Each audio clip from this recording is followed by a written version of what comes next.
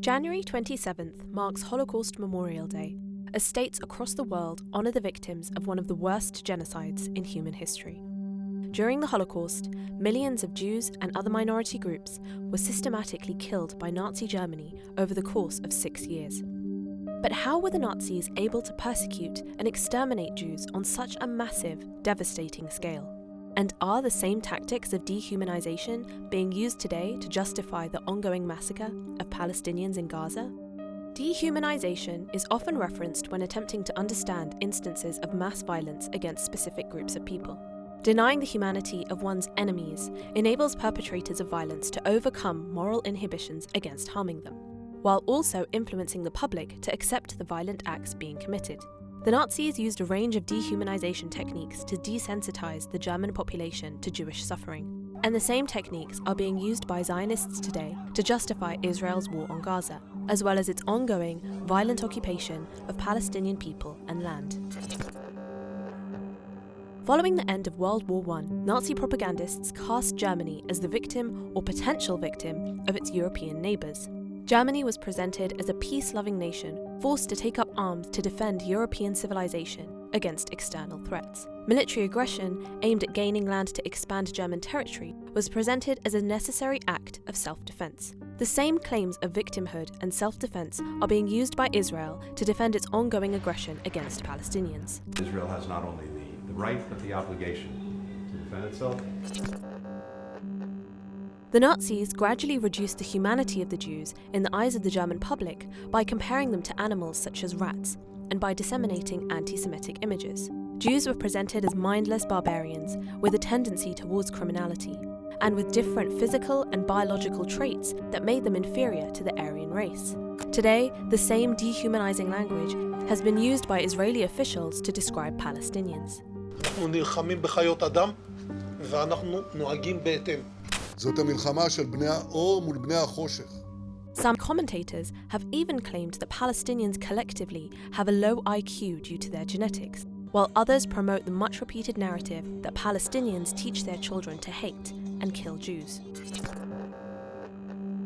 In Nazi Germany, film propaganda was instrumental in manipulating public opinion, with government-revised newsreels airing on a weekly basis.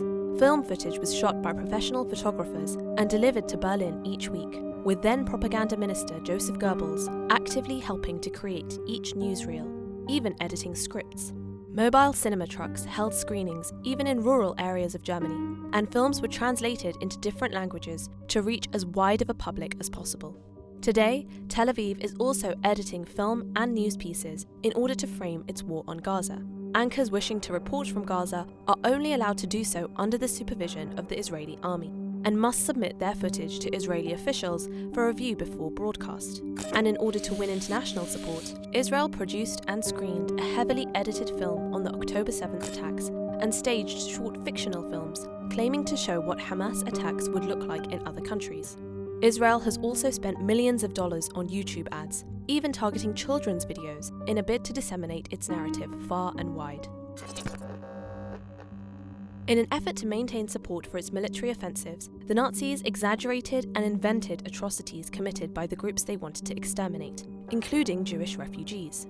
Before invading Poland, they played up attacks on towns such as Bromberg, where Polish military personnel and civilians fleeing the Nazi regime killed thousands of ethnic Germans, fearing they were Nazis.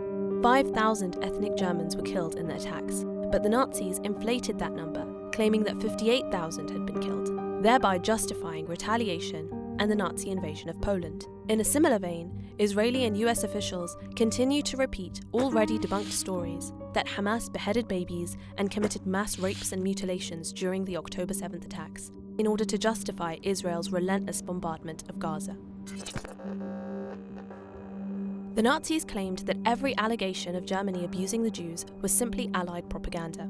The official government narrative was presented as the only reliable narrative.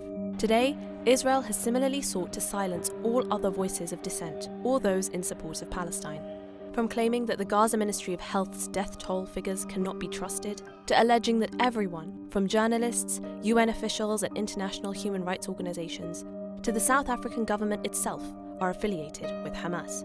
Israel has even been trying to delegitimize international law amid South Africa's genocide case against Tel Aviv, with prominent analysts claiming that the International Court of Justice itself is anti-Semitic. אף אחד לא יעצור אותנו. לא האג, לא ציר הרשע, ולא אף אחד אחר. Holocaust Memorial Day seeks to encourage individuals and communities to reflect upon the consequences of discrimination, hatred, and prejudice. Never again is a phrase that appears at many Holocaust memorial sites, as a pledge never to allow such atrocities to occur again, ever. But today, with rhetoric strongly resembling that which led to the Holocaust echoing across Israeli and Western media, many Palestinians fear that never again doesn't actually mean never again for everyone.